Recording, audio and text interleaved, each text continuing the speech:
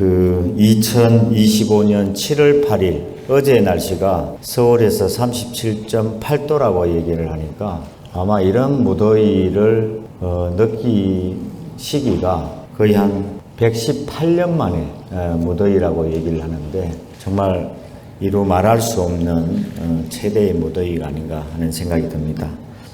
오늘 3주년을 기해서 기자회견을 자리를 가지게 됐습니다.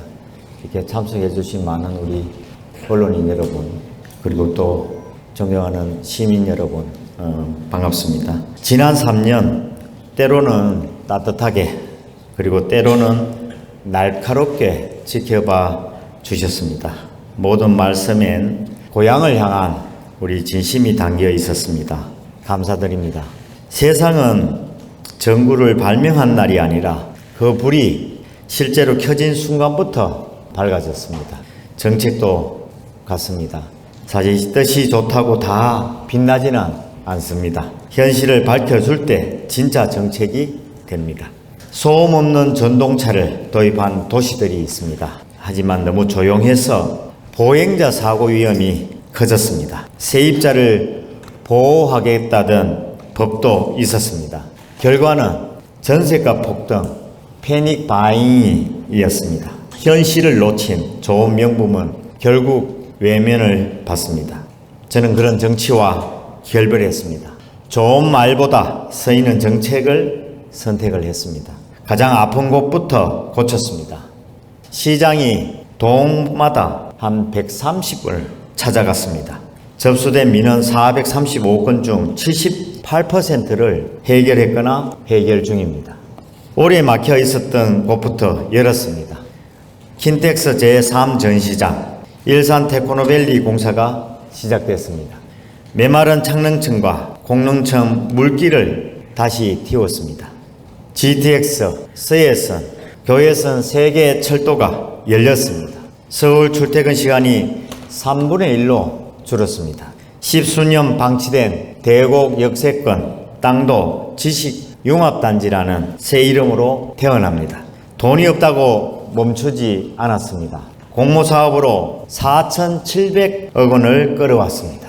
모두에게 조금씩 주는 선심성 예산이 아니라 꼭 필요한 곳에 정확히 쓰는 전략적 재정으로 바뀌었습니다. 그 결과 시민의 긍정적 평가가 1년 차에 61%에서 지금은 77.4%까지 올라섰습니다. 시민이 바란 건 이념이 아니었습니다. 명분도 아니었습니다. 오직 해결이었습니다. 그래서 저는 실용의 3년을 넘어 도약의 5년을 시작합니다. 분당과 일산은 같은 시기에 태어났습니다. 둘 다 원도시를 밀어낸 계획도시입니다. 한 도시는 기업이 들어왔고 다른 도시는 청년이 떠났습니다. 차이는 분명했습니다. 멈출 줄 아는가 아닌가. 고향은 멈추지 못했습니다. 물러서야 할 때 물러서지 않았습니다. 2010년부터 10년 넘게 고양시는 공동주택 약 2,100건, 오피스텔 77건을 허가했습니다. 결과는 과밀, 정체, 침체였습니다. 민선 8기 이후 우리는 멈춰 세웠습니다. 무분별한 허가, 난개발을 단호하게 거부했습니다. 지금까지 공동주택은 35건, 오피스텔은 단 한 건에 그쳤습니다. 더 이상 집이 도시를 이끌어서는 아니 됩니다. 경제가 산업이 일자리가 도시를 이끌어야 합니다. 막을 건 막았습니다. 기초도 단단히 다졌습니다. 이제 올릴 차례입니다.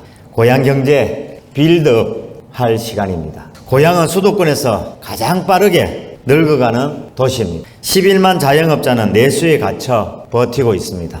지금 바꾸지 않으면 또 10년이 그냥 지나갑니다.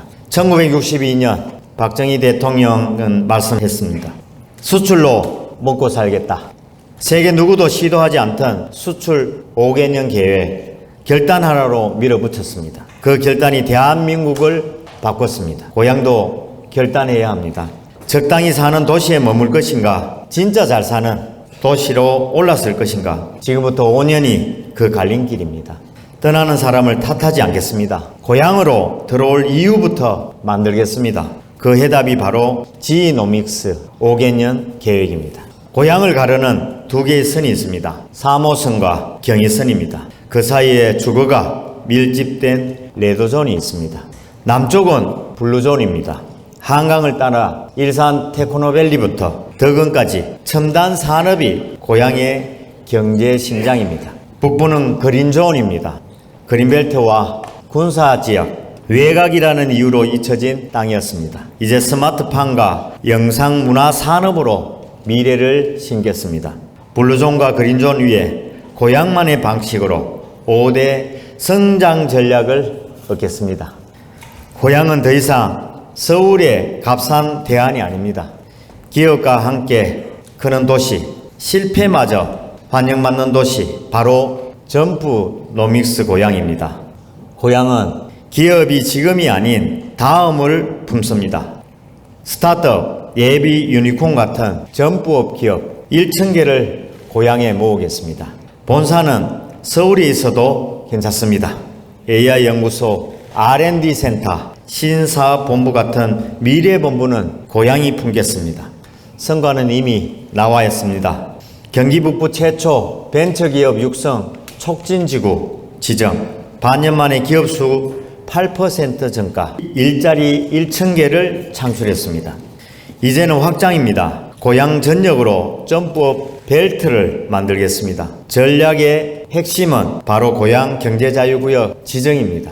서울 공항과 맞닿은 최대 글로벌 시정으로 만들겠습니다. 신청 면적은 처음 계획했던 940만 평보다는 줄었습니다. 하지만 우리는 크기보다 속도를 택했습니다. 완벽한 설계보다 실행 가능한 계획을 택했습니다. 그 선택이 고향의 시간을 앞당길 것입니다. 줄일 건 면적입니다. 뿐입니다. 경제도시를 향한 의지는 1%도 줄지 않았습니다. 송포, 가자, 장항, 대화의 두 권역에 대해 산업통상자원부 자문과 적정성 검토를 거쳐 올해 신청하고 내년 상반기 지정을 목표로 합니다. 이는 시작일 뿐입니다. 고향의 경제자유구역은 더 넓어질 것입니다. 바이오, 스마트 모빌리티, K컬처, 마이스 4개의 산업을 끝까지 밀겠습니다. 단어만 들어도 고향 경제자유구역이 떠오르게 하겠습니다. 이번 달 일산 테크노밸리 분양을 시작합니다. 이미 110건 23만 4천 평의 투자 협약이 체결됐습니다.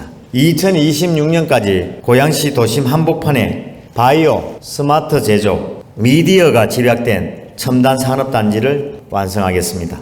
대구역은 함께 발표된 4개 지구 중 인구 밀도가 가장 낮습니다. 이제 경제 밀도를 높일 차례입니다. 2026년 지구 지정, 2031년 입주 목표로 AI, 컨텐츠, 빅테크 등이 융합된 실리콘밸리형 허브로 키우겠습니다. 고향, 김포, 파주, 서북부 세 도시를 하나로 묶으면 소비 인구가 210만, 땅이 3억 6천만 평, 서북부를 잇는 첨단 메가 클러스터를 만들겠습니다. 도시 전체를 인재를 키우는 열린 캠퍼스로 만들겠습니다. 고향은 이미 준비됐습니다. 외국인 유학생 인프라도 세계 해외 대학 설립 협약도 갖췄습니다. 도시 안에 대학이 만들어진 사례는 많지만 대학이 도시를 만든 사례는 옥스퍼드시뿐입니다. 고향이 한국의 옥스퍼드가 되겠습니다. 둘째, 인공지능으로 도시를 움직이는 AI 노믹스입니다. AI를 쓰는 도시는 많습니다. 하지만 AI로 먹고 사는 도시는 거의 없습니다. 고향이 그 첫 번째가 되겠습니다. 개발도, 실험도, 투자도 스스로 해내는 기술 자급자족 도시가 되겠습니다. AI, 로봇, 빅데이터 이 세 가지 기술을 5년 안에 먹고 사는 산업으로 키우겠습니다. 그 출발은 공공서비스입니다. 2023년 시작한 거점형 스마트시티 사업 올해 완성합니다. 고향은 이제 기다리는 도시가 아닙니다. 예측하고 움직이는 도시입니다. 드론이 먼저 사고를 발견하고 집안의 변화는 AI가 먼저 감지합니다. 3천여 개 CCTV와 스마트폴 같은 인공지능의 눈이 시민 일상을 24시간 지킵니다. 도시 전체를 가상 공간에 복제해서 재난이 현실이 되기 전 미리 겪고 미리 막는 디지털 트윈 도시로 진화합니다. AI는 단독 산업이 아닙니다. 모든 산업의 기본 조건입니다. AI와 결합하는 순간 로봇은 일하고 물류는 빨라지고 의료는 정밀해집니다. 이 변화들이 만드는 AI 플러스 허브를 일산부터 대구까지 한강벨트 중심에 펼치겠습니다. 기술로 이끌고 투자로 밀겠습니다. AI 센터 연구단지, 글로벌 R&D 고향으로 유치하겠습니다. 성사혁신지구는 AI 산업의 싱크탱크가 됩니다. AI 캠퍼스, AI 로봇 센터, 스마트 시티 센터가 들었습니다. 셋째, 움직임으로 먹고 사는 도시, 모빌리노믹스 고향입니다. 물자가 움직이는 속도와 규모가 도시 가치를 결정합니다. 자율주행, 하늘길, 스마트 물류, 고향이 가장 먼저 깔고 가장 먼저 투자받겠습니다. 서울에는 공간이 없습니다. 지방에는 기반이 부족합니다. 고향은 공간과 인프라를 모두 갖춘 모빌리티 테스트 베드의 최적지입니다. 2천억 규모 스마트 물류 고향에서 시작합니다. 2027년 로봇이 출고부터 배송까지 책임지는 수도권 첫 실정 도시가 됩니다. 도심 항공교통도 고향이 가장 앞서갑니다. 내년 킨텍스와 김포공항을 잇는 하늘길이 열립니다. 버티포트, R&D 단지, 정비, 드론 클러스터까지 하늘길 산업의 필수 인프라를 고향에 완성하겠습니다. 고향 자율주행버스가 내년 첫 선을 보입니다.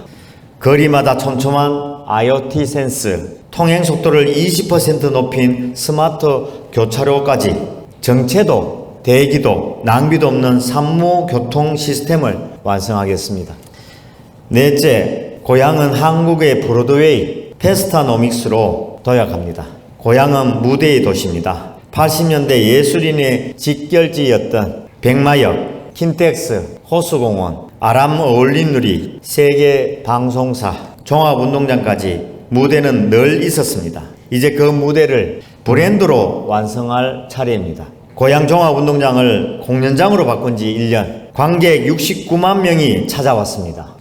무대는 소비를 만들고 소비는 산업이 됐습니다. 공연, 전시, 방송, 스포츠까지 제대로 보려면 고향으로 가라. 이 말이 현실이 됩니다. 콘텐츠가 도시를 선택하는 시대, 고향시가 선택받는 도시가 되겠습니다. 2029년 아레나가 완공된다면 아람누리부터 호수공원, 킨텍스, 라페스타까지 도시 전체가 경험을 사고 파는 쇼룸이 됩니다. 그 중심에 킨텍스가 있습니다. 2028년 제3전시장과 주차빌딩, 2029년 앵커호텔 완공, 지상과 지하, 전시장과 상권이 연결된 완성형 마이스타운으로 진화합니다. 무대의 완성은 숙소입니다. 호텔 없는 무대 없습니다. 브로드웨이만 봐도 알 수 있습니다. 타임스퀘어 1km 반경에 호텔만 수백 개가 넘습니다. 머무는 순간 소비는 2배 이상 늘어납니다. 하지만 지금 고향은 무대만 빌려주고 소비는 서울에 내주는 도시입니다. 이제는 끝내야 합니다. 그 열쇠는 S2 부지입니다. 10수년 가까이 방치된 호텔 부지, 고향의 가장 큰 자산이 팔지도 짓지도 못한 채 묶여 있습니다. 의회가 그 매각을 그득 가로막고 있기 때문입니다. 이건 단순한 반대가 아닙니다. 시민의 이익을 가로막고 도시의 시간을 늦추는 행위입니다. 이제 고향은 경험이 쌓이고 소비가 머무는 도시가 되어야 합니다. 호텔 1만 시를 목표로 단호히 차근차근 준비해 나가겠습니다. 2026년 방송 영상밸리, 2027년 IP 융복화 콘텐츠 클러스터가 완공됩니다. 스튜디오, 장비, 기업, 인재가 보이고 누구나 창작자가 되는 한국형 스튜디오 시티를 만들겠습니다. 라페스타 상권을 유통해서 경험의 거리로 바꾸겠습니다. 공실 많은 2층 상가는 임대 조건 완화를 협의해 셀러, 유튜버, 공방장인이 공간을 채우게 하겠습니다. 커피의 모든 것이 직결된 바리스타 거리를 조성하겠습니다. 다섯째, 생태로 성장하는 에코노믹스 고향입니다. 대한민국 최대 생태벨트 고향에 있습니다. 창릉천, 공릉천, 북한산, 한강하구와 장항습지를 잇는 도심 속 마지막 자연입니다. 기후위기, 균형발전, 외곽지역 등 국가가 외면한 과제를 고향이 품겠습니다. 2026년 공릉천, 2032년 창릉천이 정비를 마치고 돌아옵니다. 한강, 창릉천, 공릉천을 잇는 블루 트라이앵글을 만들겠습니다. 도시숲, 가로정원, 포켓슛 등 100곳을 만드는 녹지 100 프로젝트를 시작하겠습니다. 고향은 이미 아름다움을 제도화한 도시입니다. 삼중 경관체계로 도시의 풍경을 지킵니다. 이제 더 나아가 어느 방향으로 가든 5분만 걸으면 특색 있는 고향 뷰가 펼쳐지게 하겠습니다. 고향은 농촌, 이제 기술로 농사를 짓겠습니다. 전국 최초 고향의 지하보도 스마트팜으로 햇빛 없는 공간에서도 실내 농사가 시작됩니다. 스마트 농업, 육성지구, 식물공장, 스마트팜 빌리지 등 미래형 농업지대 10년의 초석을 놓겠습니다. 에너지도 고향이 바꿉니다. 2027년 경기 북부 최초 수소 생산 기지를 세우고 JDS 지구는 분산에너지 특화지역으로 지정해 전력 걱정 없는 자립형 도시로 나아가겠습니다. 개발은 10년을 남기지만 생태는 100년을 지속합니다. 고향은 그 100년을 준비하는 도시가 되겠습니다. 시대는 빠르게 바뀌고 있습니다. 하지만 지금 고양시는 낮은 재정 자립도 때문에 과거에 일군 인프라조차 지키기 벅찬 상황입니다. 걷기 좋은 공원, 도시숲, 국내 최고의 호수, 넓은 계획도로 우리가 당연하게 누리는 이 모든 것은 그냥 생긴 것이 아닙니다. 새로 만드는 것뿐만 아니라 유지하고 개선하는 데만 매년 수백억 원이 들어갑니다. 이제는 체질을 바꿔야 합니다. 계획을 바꿔야 합니다. 이건 선택이 아니라 생존의 문제입니다. 에펠탑이 없는 파리는 평범했습니다. 교토는 수백 년을 설계를 했고 싱가포르는 전략 하나로 도시를 바꿨습니다. 지금 우리의 선택이 5년 뒤 고향을 바꾸고 50년 뒤 미래를 만듭니다. 왜 지금이냐 질문보다 지금이 아니면 언제 하겠느냐 하는 결단이 필요합니다. 아파트와 오피스텔만으로 채워지는 도시, 더 이상 시민은 원하지 않습니다. 이제 먼저 바꾸겠습니다. 결과로 시민께 보답하겠습니다. 지노믹스, 단순한 계획이 아닙니다. 고향의 전환을 향한 5년의 약속입니다. 정하고 실행하고 증명하겠습니다. 감사합니다. 아까 말씀해 주신 것처럼 우리 3년간의 성과 말씀해 주신 것처럼 제가 처음 취임할 때부터 말씀을 드린 것처럼 시민만 바라보고 일하겠다. 그리고 고향 시민 행복시대, 고향의 성공시대 이루어내겠다 말씀을 드렸습니다. 고향도 사실은 부자도시 될 수 있습니다. 그렇게 나가는 것이 우리 또 시민들이 원하는 방향이기도 하고 그런 차원에서의 가능성을 현실로 보여준 시간이 아니었나 하는 생각도 듭니다. 사실 우리 고양시에는 가장 부족한 것이 기업하고 또 한편으로 보면 투자 자본입니다.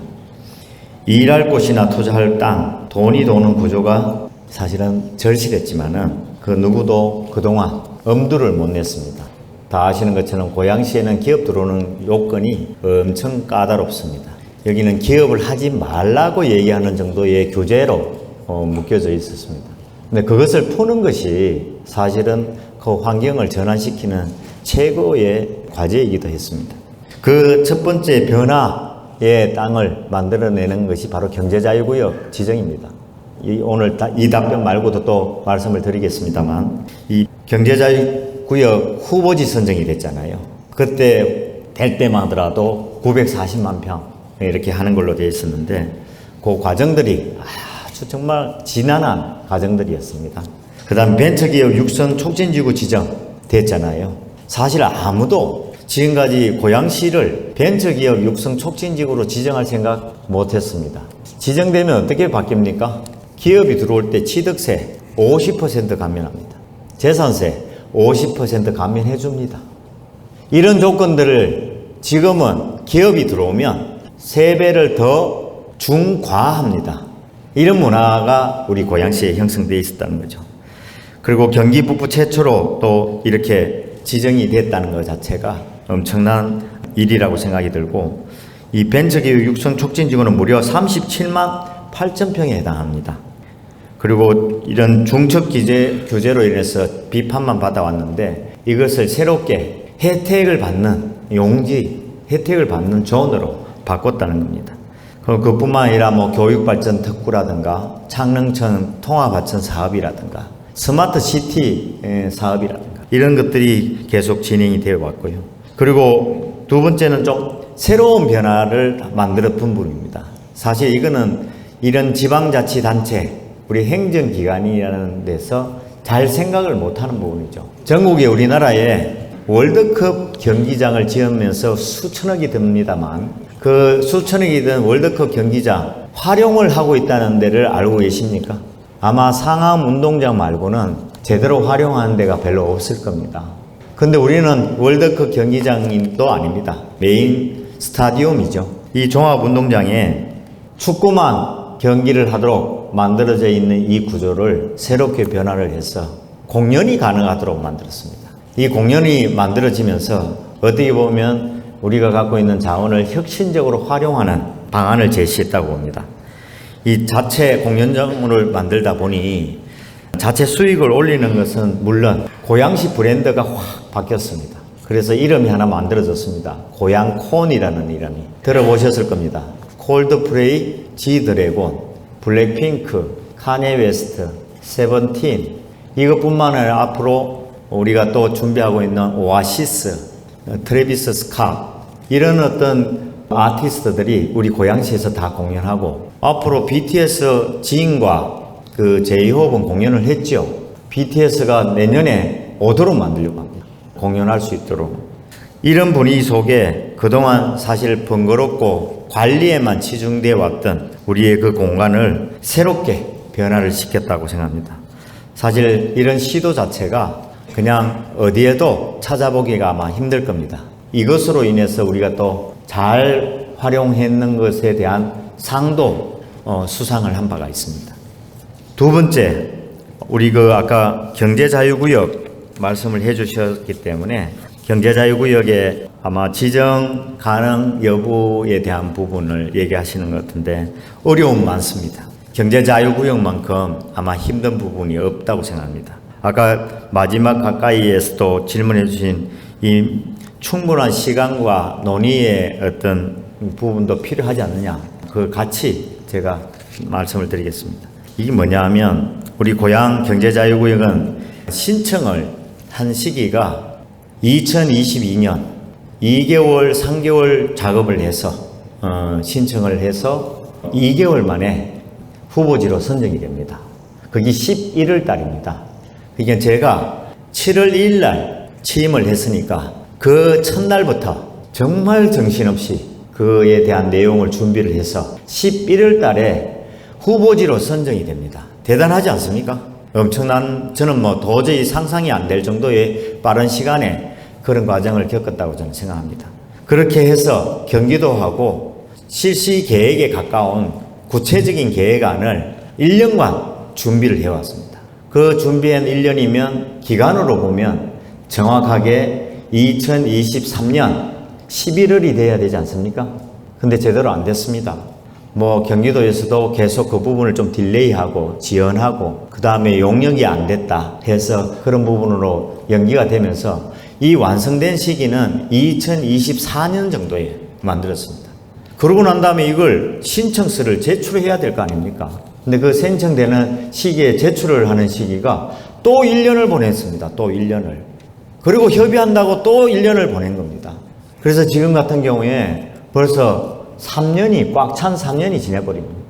이런 분위기 속에 우리가 지금 경기도가 사실은 신청권자이기 때문에 우리가 신청권자가 못 됩니다. 이게 광역에서 선정을 하고 후보지를 선정하고 신청을 하게 되기 때문에. 그래서 신청권자이기 때문에 산업통상자원부로 최종 신청 시기를 지금 조율 중에 있습니다. 근데 그 과정에 경기도와 계속 조율을 하고 있고, 이 내용 속에 아까 940만 평 처음 결정이 됐는데 그 부분을 계획하면서 그 다음에 이렇게 조율하면서 끊임없이 변화를 시켰습니다. 그래서 지금은 송포 과자와 장항 대화의 두 지역으로 구역을 구분을 해서 신청할 계획입니다. 면적도 530만 평으로 줄어들었습니다. 신청이 들어가면 산자부에 포함한 관계부처 협의 절차가 시작되고 내년 상반기 안에 최종 지정을 받는 것으로 생각합니다. 아까 올해 말 했으면 좋겠다. 예, 저는 그러고 싶습니다. 그거 결정을 우리가 할 수 있다면 그렇게 할 생각입니다. 근데 우리가 못합니다. 이것은 우리가 산업자원부에 거기서 최종 결정을 내려서 발표하기로 되어 있기 때문에 심사 모든 평가 다 산업자원부에서 하도록 되어 있습니다. 그래서 우리 일반적인 택지나 도시개발과는 또 다른 성격을 갖고 있습니다. 지정 전에 개발계획부터 먼저 수립해야 하고 무엇보다 규모가 크기 때문에 정밀한 전략 설계도 필수입니다. 그래서 시가 정말 조바심을 갖고 아니면 빨리 해야 된다는 그 생각으로 지금까지 밀어붙였지만은 그 밀어붙인 거의 내용이 사실은 아까 말씀드린 것처럼 여러 가지 변수에 의해서 이 계속 신청도 우리가 직접 못하다 보니 그런 과정들을 겪게 될 수밖에 없는 상황이었습니다. 그래서 충분한 시간과 검토를 거쳐서 진짜 성공하는 모델을 만들어 보겠다 하는 과정을 겪은 겁니다. 아까 말씀처럼 시간이 더 필요하지 않느냐? 사실 시간 더 필요한 건 아닙니다. 3년을 보냈는데 더 이상 어떻게 더 시간을 가지고 고민하겠습니까?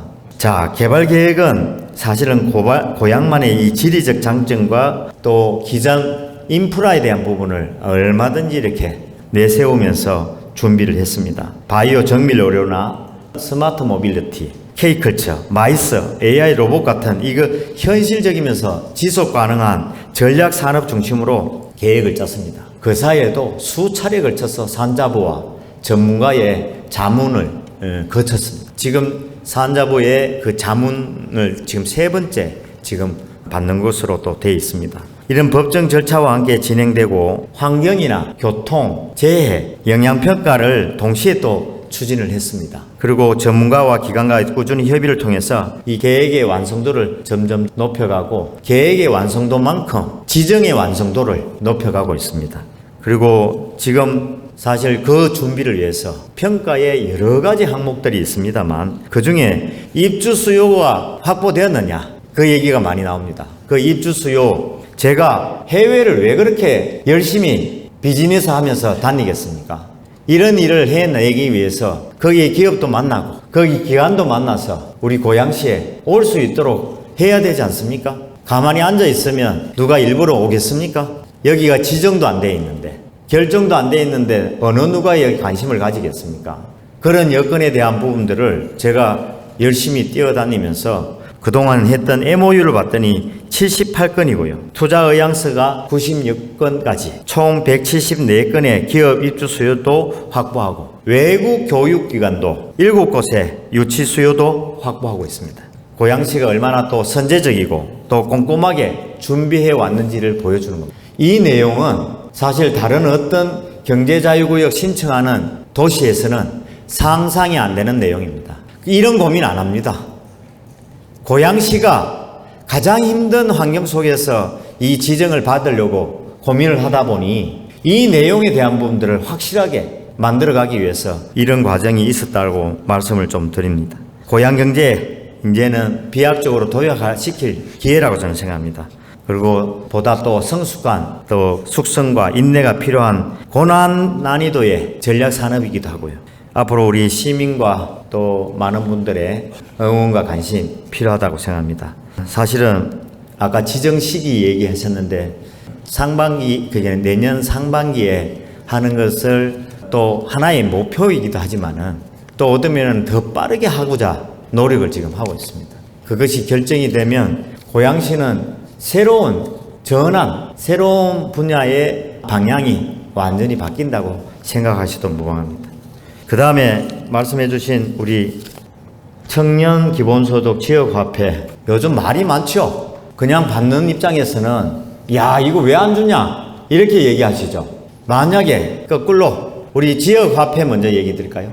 지역화폐 우리 시가 부담을 얼마나 하는 줄 아세요? 시가 도에서 하는 지역화폐는 40%는 도가 주고 우리가 60%를 지원합니다. 그 세금은 다 우리 시세입니다. 우리 시민들이 낸 세금으로 나눠줘야 됩니다. 그걸 옛날에는 180억까지 나눠준 걸로 나와 있습니다. 저 들어와서 그렇게 못합니다. 우리 예산 그렇게 없습니다. 만약에 100억이라는 돈을 우리 여기에 시민들한테 지역화폐를 만약에 시행을 하면 100억은 우리 그 주민세 아마 세대당으로 내기 때문에 25,000원씩 더 올려야 될 겁니다. 25,000원 주민세 더 내고 지역화폐 하자고 하면 하시겠어요? 이 분위기를 정확히 인식을 좀 해야 됩니다. 저는 귀한 우리의 세금을, 시민이 낸 세금을 귀하게 사용을 해야 되는 거 아닙니까? 더 효율적인 집행을 해야 되는 거 아닙니까? 그래서 이 부분에 대해서는 줄였습니다. 누가 얘기하는데 안 하고 있다고 얘기하는데 안 한 거 아닙니다. 지역화폐 국가가 하는 거는 됐습니다. 그건 국가가 어떻게 하느냐 하면 7%의 할인을 적용하는 것을 국가 2% 지원하고요. 도가 2% 지원, 고양시가 3%를 지원합니다. 그래서 고양시가 국가 거는 시행을 하고 있습니다. 근데 시행을 안 한다는 저런 어떻게 보면 그것도 거의 사실입니다. 그리고 청년기본소득, 이 청년기본소득은 작년부터 우리가 못 받는다 했어요. 이 청년기본소득도 전부 다 우리 시의 예산이 포함되어 있습니다. 그래서 100만 원 주는 거 효율을 따져봤더니 청년기본소득이 투입이 됐는데 70% 이상이 일상 소비에서 이용을 합니다. 취업이라든가 자기개발 목적 사용은 3% 미만입니다. 그래서 이걸 바꿨습니다. 고양시는 우리 저기에 도에서 주는 거 그거보다도 우리 자체적으로 원래 하고 있었던 거 그걸 제대로 우리 취업을 하고 우리 청년들이 정말 새로운 일을 추진하는데 필요로 하는 그 지원금으로 모든 부분을 바꿨습니다. 취업 준비하는 우리 청년들한테는 마음껏 이렇게 활용을 할 수 있도록 만들었습니다. 우리가 사실은 이런 내용 자체가 다른 어떤 분야보다도 예산이 풍부하면 우리는 할 수도 있다고 저는 봅니다. 우리 예산 얼마인지 아시죠? 32%에 해당되는 재정 자립도입니다. 늘 적자 예산을 고민을 해야 되는 것이 우리 고양시의 현실입니다. 지금까지 그렇게 고민해서 제가 있는 동안 정말 적자 예산을 최소화하려고 제가 알기로는 한 200~300억 정도 지금 적자 예산을 편성해 왔는 걸로 알고 있습니다. 어쨌든 그런 부분을 통해서 사실은 우리 이번에 새로 나오는 민생 회복 소비 쿠폰이라고 들어보셨죠? 이재명 대통령께서 25만 원 지원하는 거. 이것이 우리 고양시에 하나도 부담이 안 된다면 저는 그냥 받아서 해야 된다고 봅니다. 우리 시민들을 위한 거. 국가에서 지원하는 거니까. 근데 그 지원의 10%는 고양시가 부담을 해야 됩니다. 수백억입니다. 고민 필요하지 않습니까? 저는 고민이 필요하다고 봅니다. 우리가 보통 예산을 그렇게 정말 무분별하게 포퓰리즘 예산을 활용하는 것은 바람직하지 않다고 저는 봅니다. 최근 국비 예산이 우리 고양페이가 확정이 됐습니다. 이 지역화폐는 2차 추경을 통해서 국가가 하는 부분은 시행을 할 예정입니다. 사실 단순한 예산 절감이 아니라 예산을 더 나은 방향으로 전환하는 겁니다. 그래서 소비 유도 중심에서 좀 벗어나서 실질적인 그게 효과가 나타나고 성과가 나타날 수 있는 정책으로 전환해 나가서 우리의 미래 세대 그리고 지역 경제의 지속 가능성, 소상공인의 자생력을 키우는 투자 필요하다고 저는 봅니다. 우리 청년들한테는 사실 미래 패키지, 우리 청년 일자리 사업이나 창업 지원이라든가 기업 채용 연계, 공공기관 연수 등 우리 청년의 자립과 성장을 뒷받침하는 실질적인 프로그램 중심으로 운영을 하고 있습니다. 당장의 현금보다는 지속적인 기회, 그것이 고양시가 시민께 드리고 싶은 이 진짜 지원입니다. 그 다음에 아까 경제개발 5개년이 5년이라는 걸 왜 하냐고 말씀을 또 주셨는데 5년이라는 기간이 사실 어떤 일을 추진해 나가는데 기본적인 기간이더라고요. 제가 해보니까 아까 경제자유구역 해보니까 실제로 벌써 3년이 지나버렸어요. 처음 바로 스타트를 했는데도 3년이 지났어요. 5년이라는 기간은 바로 그런 것을 의미하기도 하고 그 틀을 잡는 그 방향에서도 5년이라는 기간이 필요했는데 이것은 아까 박정희 대통령 수출 5개년 계획 말씀드렸죠. 저는 박정희 대통령께서 이런 고민을 하셨다는 것 자체가 대단하다고 생각합니다.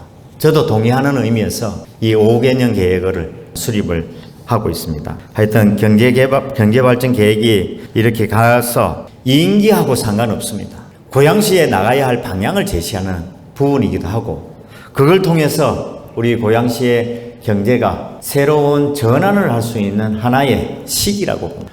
목표가 5년 정도면 실현성과 그리고 앞으로 가능성 그리고 나가야 할 방향에 대한 부분을 잡기에는 참 괜찮은 기간이라는 생각으로 그렇게 만들었고요. 5년 동안 우리가 그동안 했던 일산 테크노밸리나 경제자유구역, 방송영상밸리, 대곡 역세권 지식융합단지, K컬처밸리 아레나, 각종 철도 노선, 그리고 교육발전 특구 등 이런 것이 본격적으로 실행이 시작되는 시간일 수도 있습니다. 하여튼 살기 좋은 도시 중요합니다.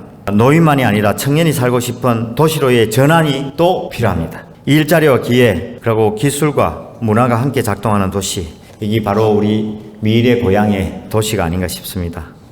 그리고 아까 질문 하나가 더 있었는데 예산 확보를 하려면 시의회의 동의와 그리고 또 3년간 이렇게 마찰이 계속됐다고 얘기하시면서 이걸 어떻게 회복할 거냐, 이걸 하려면 회복이 돼야 될 텐데 좋은 말씀입니다. 사실 뭐 그렇게 갈등의 얘기는 아닌 것 같아요.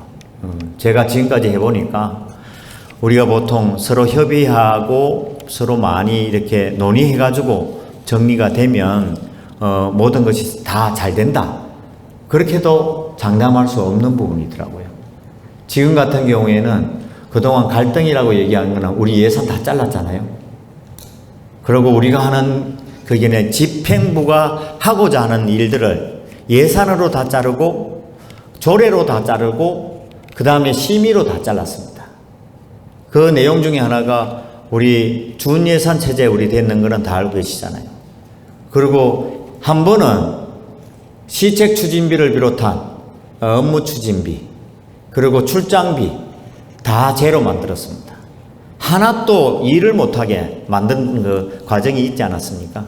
그게 5개월 내내 그렇게 지속됐습니다. 그리고 우리가 얘기하는 조직 개편 기억나시죠? 아니 새로운 시장이 취임을 해서 시작을 하도록 만들어주는 걸 최소한 그래도 도움이 되도록 해줘야 되는 게 기본 아닙니까? 조직 개편 1년 1개월 만에 겨우 통과시켰습니다. 다른 데는요 조직 개편을 6번씩 했습니다. 우리 조직 개편 한 번 하고 지금 2번째 하는 것도 아직도 계속 부결시켰어요. 못하게 만듭니다. 이렇게 반복적인 행위를 계속 해오는 과정 속에 사실은 아까 말씀드린 그 일은 그 일이고 우리가 해 나가야 할 방향에 대한 부분을 중심 잃지 않고 추진해 왔던 것이 지난 3년이라고 생각합니다. 예산을 의도적으로 하든 뭐 그런 걸 통해서 얘기가 되더라도 어쨌든 말씀드렸던 이 5개년 계획을 만들어내 나가려면 의회하고 지속적인 협의 필요합니다. 그리고 협조를 구할 겁니다. 그리고 그동안 뭐 어떻게 보면 계속 일방적으로 저지하고 또 뭐 훼손해 왔다고 생각하는 부분 저는 더 이상 고민 안 하려고 합니다. 이제는 의회하고 충분한 논의 과정도 만들어가고 그리고 협조를 해 나가는 방향으로 준비는 해야 된다고 생각합니다. 지금 우리가 논의하고 있는 것은 사실은 누가 이기느냐의 문제가 아닙니다. 도시가 어디로 가느냐가 우리가 지금 고민해야 할 내용이라고 생각합니다. 그래서 정치도 어떻게 보면 생산적인 역할을 할 수 있고 시민을 위한 정치를 하도록 저도 노력하겠습니다. 예.